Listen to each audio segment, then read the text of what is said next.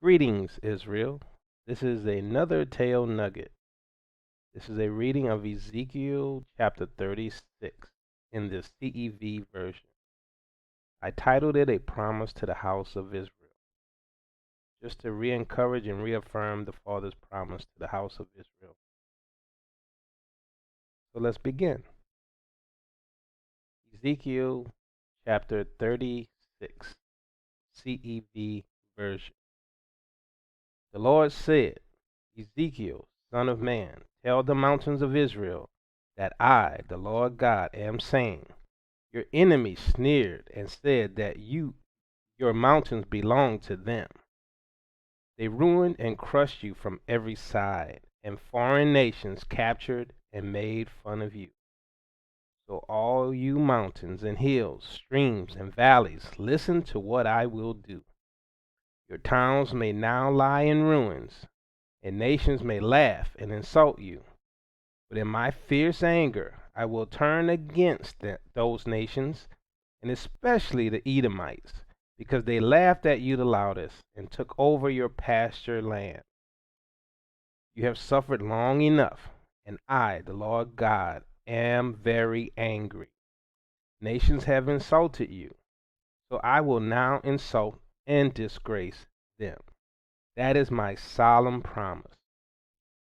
Trees will grow on your mountains of Israel and produce fruit for my people, because they will soon come home. I will take care of you by plowing your soil and planting crops on your fertile slopes. The people of Israel will return and rebuild your ruined towns and live in them. Children will be born, and animals will give birth to their young. You will no longer be deserted as you are now, but you will be covered with people and treated better than ever. Then you will know that I am the Lord. I will bring my people Israel home, and they will live on your mountains, because you belong to them, and your fertile slopes will never again let them starve.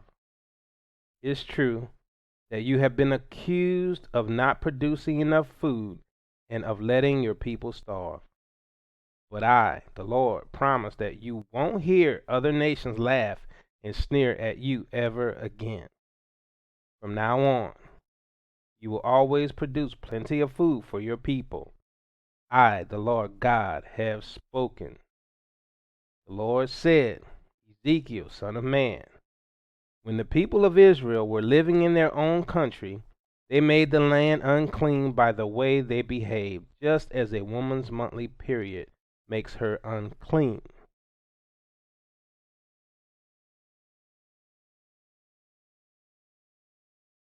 They committed murders and worshipped idols, which made the land even worse. So in my anger, I punished my people and scattered them throughout the nations, just as they deserved. Wherever they went, my name was disgraced, because foreigners insulted my people by saying I had forced them out of their own land. I care what those foreigners think of me. So tell the Israelites that I am saying, you have disgraced my holy name among the nations where you now live, so you don't deserve what I am going to do for you. I will lead you home to bring honor to my name, and to show foreign nations that I am holy. Then they will know that I am the Lord God. I have spoken. I will gather you from the foreign nations and bring you home. I will sprinkle you with clean water, and you will be clean and acceptable to me. I will wash away everything that makes you unclean, and I will remove your disgusting idols. I will take away your stubborn heart and give you a new heart and a desire to be faithful. You will have only pure thoughts, because I will put my spirit in you and make you eager to obey my laws and teaching. You will once again live in the land I gave your ancestors. You will be my people, and I will be your God. I will protect you from anything that makes you unclean. Your fields will overflow with grain, and no one will starve. Your trees will be filled with fruit, and crops will grow in your fields, so that you will never again feel ashamed for not having enough food. You will remember your evil ways and hate yourselves for what you've done. People of Israel, I'm not doing these things for your sake. You sinned against me, and you must suffer shame and disgrace for what you have done. I, the Lord God, have spoken. After I have made you clean, I will let you rebuild your ruined towns and let you live in them. Your land will be plowed again, and nobody will be able to see that it was once barren. Instead, they will say that it looks as beautiful as the Garden of Eden.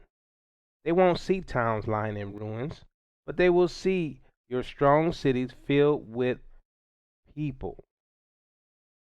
Then the nearby nations that survive will know that I am the one who rebuilt and ruined places and replanted the barren fields.